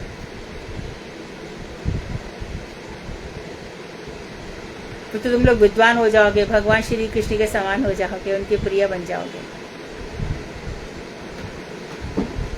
हाँ, प्रश्न और की हो तो पूछो।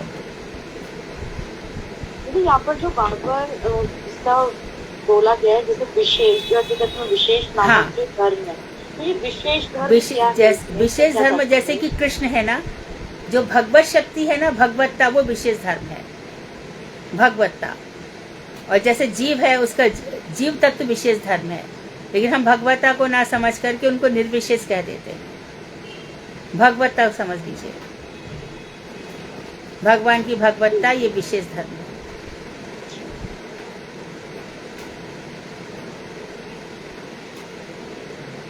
अच्छा प्रश्न पूछा, कौन था ये? हरे कृष्ण जी ने निशा बोली। निशा, हाँ ठीक है, निशा। हाँ, मैंने गलत सुना, निशा नहीं नाम है, क्या नाम है? हाँ जी दीदी, निशा। हाँ निशा, हाँ ठीक। अच्छा प्रश्न था।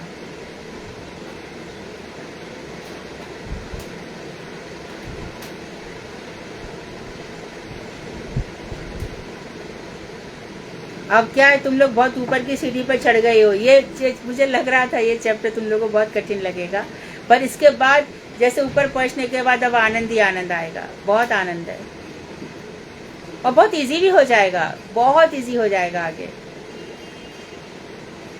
पहले ये आएगा कि अनुभव कैसे करें भगवान का, सबके अनुभव कैसे अलग अलग होते हैं, स्वानुभव, और उस अनुभव में क्या क्या आनंद मिलता है, ये सब भी बताया जाएगा।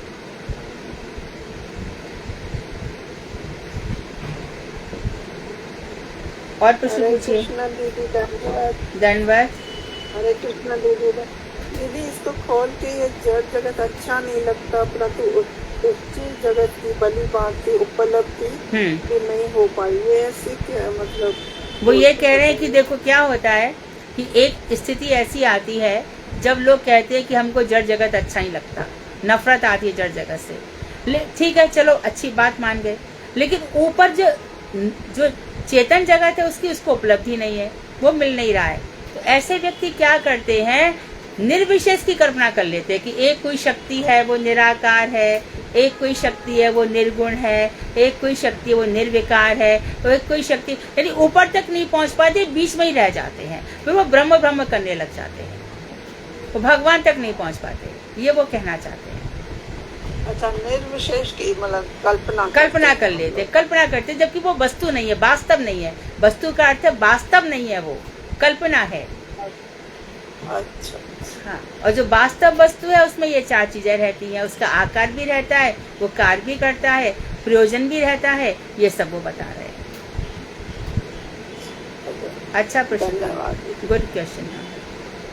कैसी रही परिक्रमा आपकी, कैसी रही परिक्रमा? हाँ, परिक्रमा अच्छी थी। हम खीर चौरा भी गए, हम नील माधव भी गए, अच्छे से परिक्रमा, बहुत अच्छे से दर्शन हुए। दर्शन मतलब हम क्या दर्शन कर सकते, ठाकुर जी को प्रणाम किया सब जगह। आलारनाथ भी गए, वहाँ पर वो ठाकुर जी चैतन्य महाप्रभु ने जो 108 बार दंडवत प्रणाम किया है, तो किस तरह से धरती, उनके जो महाप्रभु की छाप मिल गई उधर, उनके भावों की, सब बहुत सुंदर दर्शन थे सब जगह। काफी भीड़ थी ना, तो दर्शन हो रहे थे अच्छी तरह? हाँ, बहुत बढ़िया तरीके से, अच्छे से हो रहे थे। नई गड़बड़ सारी वहाँ पर है, जहाँ पर महाराज आप बैठे हुए हैं जगन्नाथ जी में, वहाँ बहुत गड़बड़ है, बहुत गड़बड़ है उधर। आगे जहाँ पर स्टैंड है वहाँ पंडे लोग खड़े हैं, जिनकी हाइट कम है, उनको तो वैसे ही भगवान दिखाई नहीं देंगे। और इतनी भीड़ है, इतनी भीड़ है, वहाँ दर्शन करना बहुत मुश्किल था। और मानो कोई पंडा पैसे वैसे लेके अंदर चला करा भी दे तो बहुत ज़्यादा पास से दर्शन नहीं है। तो मेरा तो यही सुझाव है कि जिस समय रथ यात्रा निकले उसी समय दर्शन कर लो, वहाँ दर्शन मिलना बहुत मुश्किल है। टोटा गोपीनाथ के दर्शन हुए बहुत आप अच्छे से। नील माधव भी गए? हाँ, मैं नील माधव गई। हाँ, नील माधव जाके आए। अच्छा, बोलते हैं बहुत कठिन है? नहीं, जो लोग गए उनसे पूछो, आराम से वहीं पर गाड़ियाँ बस जो भी उतर जाती है। फिर 54 सीढ़ियाँ हैं, 54 सीढ़ियाँ हैं, और वहाँ पर चढ़ के बस फिर नील माधव के दर्शन है।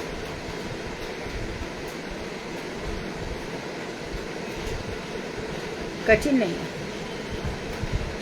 सुबह जाकर के शाम आ सकते हो। 3.5 घंटे लगते हैं पहुँचने में, यदि आप बिना रुके जाओगे तो। दूर है ना सब, तो ज्यादातर खीर चोरा ये सब दूर ही है। हाँ, खीर चोरा ज्यादा दूर है, खीर चोरा शायद 4-4.5 घंटा है। साक्षी गोपाल भी है उधर, आलारनाथ, साक्षी गोपाल, हाँ सब दर्शन है। चलो, आपका स्वास्थ्य ठीक रहा, आपने अच्छे से वो दर्शन कर लिए, बहुत अच्छा।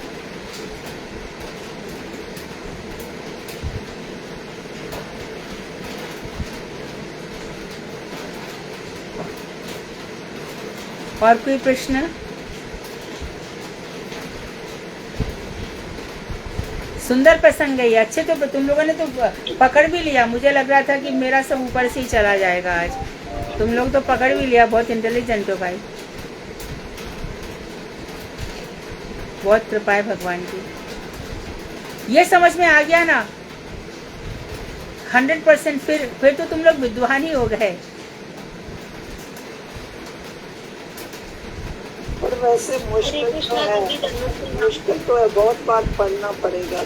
हाँ, इसको 1-2 बार सुनना और पड़ेगा। पढ़ना या सुनना, एक दो बार पढ़ेगा बस। भगवान के हरे विग्रह। कृष्णा दीदी, दंडवत प्रणाम। हाँ, दंडवत। हाँ, दीदी साक्षी गोपाल जी के दर्शन वहीं पे ही है जगन्नाथपुरी में? जगन्नाथपुरी से 1 घंटा दूर,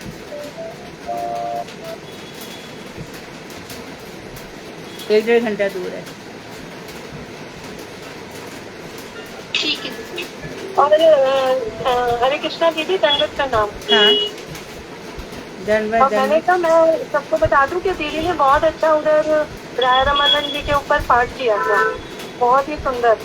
कौन बोल रहे हैं? हाँ हाँ, फेसबुक पे आया था दीदी, सबने सुना दीदी की दीदी ने कथा। बहुत सुंदर पाठ किया था राय रामानंद जी के ऊपर। कौन कौन बहुत ही आनंद आया। कौन बोल रहा है? आवाज मुझे नाम नहीं दिखाई दे रहा। हाँ, आप हमने सुना, आपका फोटो भी देखा बहुत 2 जगह, और वो आपने जो बोला वो रामानंद का वो भी सुना, फेसबुक पे आया था। ये सबसे पहले ये बात बोली किसने? कौन है ये? श्यामा दीदी, दीदी गौरप्रिया की मम्मी। हाँ, संध्या जी। हाँ हाँ, अच्छा।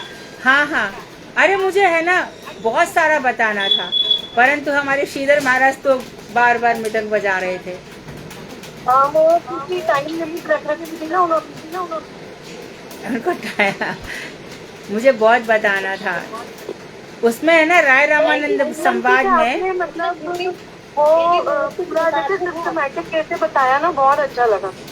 राय रामानंद संवाद में इतनी सुंदर सुंदर बातें हैं। मेरा मन तो था कि मेरा मन है कि मैं इस क्लास के बाद, पर मेरा मन बहुत आ रहा है। कल मैं किससे तो कह रही थी, शायद भारती से ही कह रही थी, कि मुझे है ना उपाख्यान बताने है। पुरजन उपाख्यान का क्या अर्थ है, भवाटवी का क्या अर्थ है, रहुगढ़ के उपदेश क्या है। कभी मेरा मन ये करता है, कभी मेरा मन करता है कि नहीं राय रामानंद संवाद बताऊं, जो गुरुदेव को बड़ा प्रिय था। कभी मेरा मन करता है बृहद भागवत अमृतम, मेरा बहुत मन करता है। पर मेरे को ये बात की, इसमें प्रसंग इतने सुंदर सुंदर है ना, इसके लिए मैं इस ग्रंथ को छोड़ना नहीं चाहती। और गुरुदेव ने खुद कहा कि ये ग्रंथ अमृत है, अमृत। तो मैं कहा कि चलो जो भी भगवान की कृपा से जितना समझ में आ जाए। ये तो क्लास ही तो कठिन है, बाद में तो आनंद ही आनंद है ना।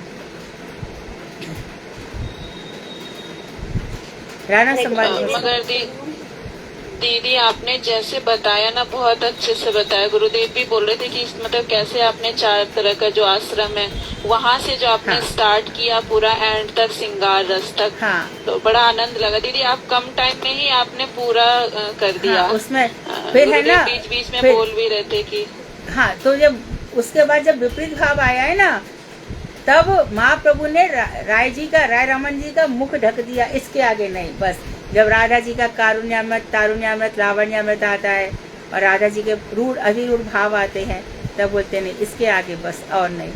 ये बहुत सुंदर प्रसंग है, बहुत अद्भुत है। मैं जब नेक्स्ट क्लास में महाराज जी तो कह रहे थे एक से एक धुरंधर है हमारे मठों में। देखो ये दीदी के लिए वेदांत है। दीदी आपके बारे में तो गुरुदेव और पद्मनाभ महाराज जी बहुत, हमें तो बहुत आनंद लगता है दीदी जब आपके बारे में कोई बोलता है ना, मैं तो मन ही इतना खुश हो जाता है। रूबी की बहुत कृपा है मेरे ऊपर। हाँ दीदी क्या बोल रहे हो आप? हाँ उल्टा बोल रहे हो। नहीं दीदी आपकी कृपा है मेरे ऊपर। वहाँ पर हमें वो भी मिली, संतोष जी, श्यामा प्यारी भाभी। उनका नाम मुझे बड़ा अच्छा लगा, श्यामा प्यारी। है क्या वो क्लास में अभी? नहीं। हरे कृष्णा दीदी का नाम आ गई। उनका नाम प्यारी शब्द मुझे बड़ा अच्छा लगा। दीदी गुरुजी ने दिया नाम। हाँ, बहुत अच्छा नाम दिया उन्होंने आपको। संतोष दीदी मेरे पर भी कृपा की है दीदी, वीडियो कॉलिंग कर करके मुझे सबका सब जगह दर्शन कराती कराएं। थी वहाँ जाके। कामनी भाभी आपका क्या नाम है, सरनेम क्या है आपका? गुरुजी ने क्या नाम दिया है? गई वो किसका दीदी? कामनी भाभी, कामनी भाभी किधर? मेरा वो मंगानी है ना, वैसे तो मेरा कामनी मंगानी है, सिंधी है। ना ना, गुरुजी ने कौन सा नाम दिया है? नहीं, गुरुजी को जब मैंने वो लिया ना हरि नाम, तो हाँ। उन्होंने कहा कि आपका इतना सुंदर नाम है कामनी, हाँ, तो बदनाम। आप मतलब कृष्ण को आकर्षित कर सकती है, जैसे गोपियों ने कृष्ण को आकर्षित किया वाह कामनी, मतलब काम से, प्यार से, वैसे आप इतना भजन करो कि कृष्ण आकर्षित हो जाए। तो मेरा गुरुजी ने नाम नहीं बदला, कामनी बोला, आपका इतना सुंदर नाम है, बदलेंगे नहीं है। बहुत सुंदर। तो मेरा बस कामनी देवी, बस ऐसे ही बोलती हूँ, कामनी दासी है। हरे कृष्णा दीदी, जब आप रिक्शा में भेजती गाड़ी दीदी, मेरा मन ऐसा हो रहा दीदी ना, दीदी भेज रही है, मैं क्या करूँ, तो मेरे को बस कुछ नहीं है। बड़ा जोर पड़ रहा है मेरे पे, मगर दीदी भेज रही है, क्या करूँ। कभी कभी तो अच्छा लगता है। चलो, हरे कृष्णा दीदी। हाँ, हरे कृष्ण। मगर इस बार का दीदी बहुत अच्छा रहा परिक्रमा। हाँ, बहुत अच्छा, सभी लोग खुश थे। हाँ, मतलब सभी खुश थे, बराबर। क्या बताऊं, मैं तो यहाँ से लाइव ही देख रही थी, मगर सुन के ऐसा लग रहा था हमें आनंद, तो वहाँ पे जो गए उनको कितना आनंद आ रहा था। गुरुदेव तो बहुत खुश थे दीदी कि इस बार की परिक्रमा ऐसा लग रहा ब्रजमंड परिक्रमा चल रही है। परिक्रमा अच्छी। रूबी गुरुजी ये कह रहे हैं आगे इतनी पब्लिक पहले नहीं आई जितनी अब से आई है। हाँ, सही बात है, बिल्कुल सही है। हाँ, बहुत अच्छे से हुआ दीदी। भंडारा किस दिन किया? भंडारा आपका नाम आया था तो किस दिन किया भंडारा आपने? आपने शायद वो, देखो भाभी जी, मैं मेरा जो ये भागवत परिवार के मेंबर्स हैं ना, वो लोग करते हैं, नाम मेरा आ जाता है, करते तो वो लोग हैं, मैं तो मेरा क्या है, मैं तो एकदम नहीं, वो आपका ये होना भी चाहिए, आपके ही तो सब है वहाँ पे ना, मतलब एक दिन पहले दिया था, वो तारा गुप्ता थी जिन्होंने एकादशी का दिया था।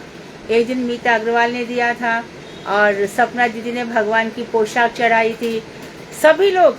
फिर लता अग्रवाल, बिमला अग्रवाल ने वहाँ पे वो दिया था, टोटा गोपीनाथ की पोशाक दी थी, और अनुराधा, इन सब भक्तों ने मिलकर के जगन्नाथ बल्लभ वाटिका की बहुत पोशाक सभी लोगों ने किया। इधर से फाल्गुनी मेहता भी थी, मीता अग्रवाल, सभी लोगों ने किया। मुझे नाम भी याद नहीं आ रहा है। श्रीधर महाराज ने कहा ना कि आज मधु दीदी की तरफ से है वो सबको प्रसाद। मेरी तरफ से नहीं था, मेरी टीम की तरफ से था। अच्छा, हाँ, हाँ,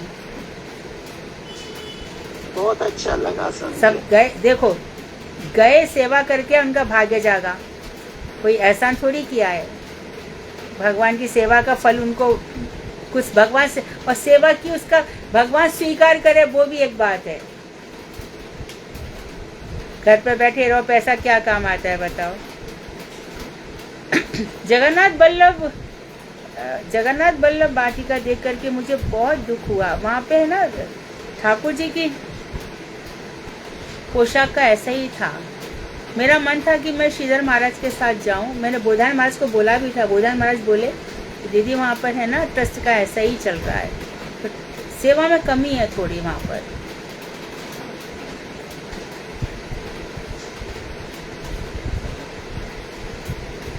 तो वहाँ पे जो भगवान जगन्नाथ बलदेव सुभद्रा जी है ना, वहाँ एक जैसी पोशाक देनी पड़ती है, एक जैसी रंग की। तो 5 बनारसी साड़ियाँ ली थी, बॉर्डर वाली, प्लेन और बॉर्डर की थी, ग्रीन और मैरून कुछ थी।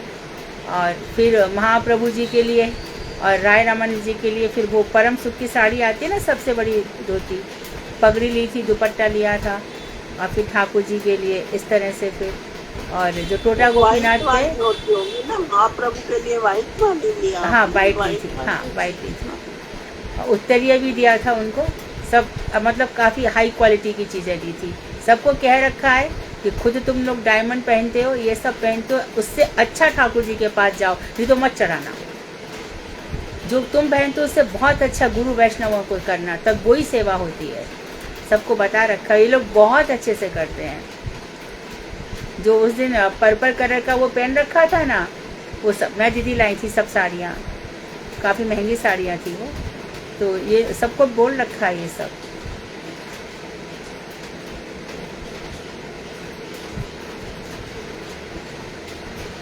बहुत अच्छे से करते हैं लोग, बहुत अच्छे मुंबई से। के भक्तों का भाव बड़ा अच्छा है दीदी, बड़ा बढ़ चढ़ के और सेवा करते हैं। ये लोग मेरी भी आने जाने की टिकट करते हैं, मेरा भी खर्चा यही लोग करते हैं।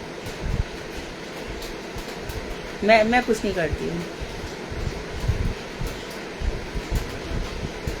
आप दीदी बहुत कुछ करते हो, वैष्णव की यही तो विशेषता है, करते बहुत है पर कहते हैं मैं कुछ नहीं करती।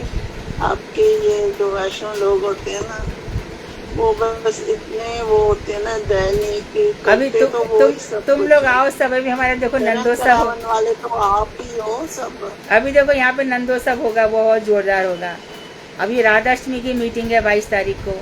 राधाष्टमी तुम लोग आओ, पर मैं वही सोचती एक दिन के लिए क्या बुलाऊं, कैसे, ऐसा है। अच्छा उत्सव भी यहाँ अच्छे हो जाते हैं।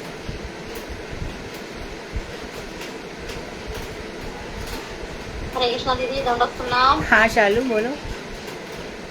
अब तो दीदी दिल्ली में आने वाली है, अब हम तो एक दिन इंतजार कर रहे हैं। मैं भी, मुझे भी इंतजार है, अब तुम ये लोगों याद से है, मिलूंगी मैं। अब एक दिन हमारा 1 अक्टूबर का 30 सितंबर तक इंतजार हाँ जारी बस रहेगा हमें। बस ऐसा करना कि ऐसी कथा हो जाए कि तुम लोगों का चित्त प्रसन्न हो, मुख्य बात वही है। दीदी आप तो सागर हो, सागर से भी बढ़ हो, चित्त प्रसन्न ही होगा सबका। आप अच्छे से अच्छा तत्व ज्ञान क्या दोगी ना, हमें। हाँ कृष्ण, है ना? बस कृष्ण कृपा हो। गुरुदेव, आज भजन कौन सुना रहा है?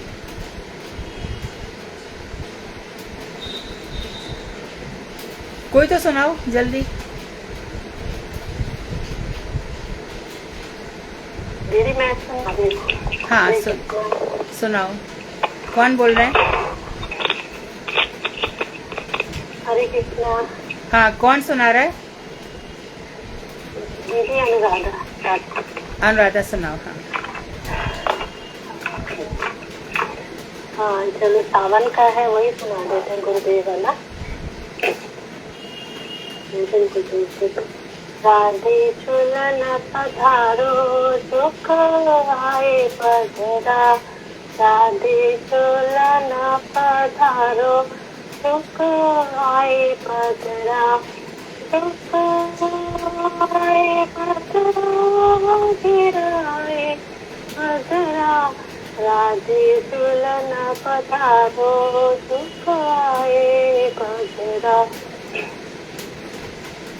ऐसो मान लगी किसी हाथ छोड़ो रियाली। ऐसो मान नहीं किसी हाथ छोड़ो रियाली। तुम तो परम सयानी, विश्व भानु की लली। तुम तो परम सयानी, विश्व भानु की लली। राधे झूलन पधारो, सुख आए भद्रा। साजो तोला सिंगार ठारो, नैनन कजरा। साजो तोला सिंगार ठारो, नैनन कजरा। पहरो पच रंग साड़ी, ओढ़ो श्याम चंद्रा। पैरो पच रंग साड़ी, ओढ़ो श्याम चंद्रा। राधे दुल्हन पधारो, सुख आए बंधरा। तेरो रसिक प्रीतम मग जोहत खड़ो। तेरो रसिक प्रीतम मग जोहत खड़ो। राधे जहाँ पग धरो, श्यामा नैना धरो। राधे जहाँ पग धरो, श्याम नैना धरो। राधे झूलन पधारो, दुख आए बदरा। सारी रेशम डोरी जाके झूले राधा गोरी। सारी रेशम डोरी जाके झूले राधा गोरी। राखे भैया गोरी गोरी, मेरे हाथन गजरा। राखे भैया गोरी गोरी, राधे मेरे हाथन गजरा। राधे झूलन पधारो, सुख आए बदरा। झूला झूले राधा दामोदर, वृंदावन में। झूला झूले राधा दामोदर, वृंदावन में। कैसी छाई हरियाली पियाली कुंजन में। झूला झूले राधा दामोदर वृंदावन में। इस नंद को दुलारो बालों की दुलारी, इस नंद को दुलारो उस बालों की दुलारी। जोड़ी लागे हंसी प्यारी बसी नयनन में, जोड़ी लागे हंसी प्यारी बसी नयनन में। झूला झूले राधा दामोदर वृंदावन में। जमुना के फूल बहे सुरंग गोकुल, जमुना के फूल बहे सुरंग गोकुल। जैसे खिल रहे फूल इन कदमन में, जैसे खिल रहे फूल इन कदमन में। झूला झूले राधा दामोदर वृंदावन में। और श्याम रंग घन दामिनी के संग, और श्याम रंग घन दामिनी के संग। भाई अखिया पंग सभी भरी मन में, भाई अखिया पंग सभी भरी मन में। झूला झूले राधा दामोदर वृंदावन में। राधा मुख और नैन के चको, राधा मुख और नैन के चको। सखियन प्रेम डोर लगी चरणन में, सखियन प्रेम डोर लगी चरणन में। झूला झूले राधा दामोदर वृंदावन में। कैसी साई हरियाली आली कुंजन में, कैसी साई हरियाली आली कुंजन में। झूला झूले राधा दामोदर वृंदावन में। जय राधा दामोदर राधा दामोदर राधे, जय राधा दामोदर राधा दामोदर राधे। हरे कृष्णा कृष्णा कृष्णा हरे हरे, हरे राम राम राम हरे हरे। बहुत सुंदर, बहुत अच्छा। कल मिलते हैं फिर हैं। वांछाकल्पतरुभ्यश्च कृपा सिन्धुभ्येव च पतितानां पावनेभ्यो वैष्णवेभ्यो नमो नमः। हरे कृष्ण।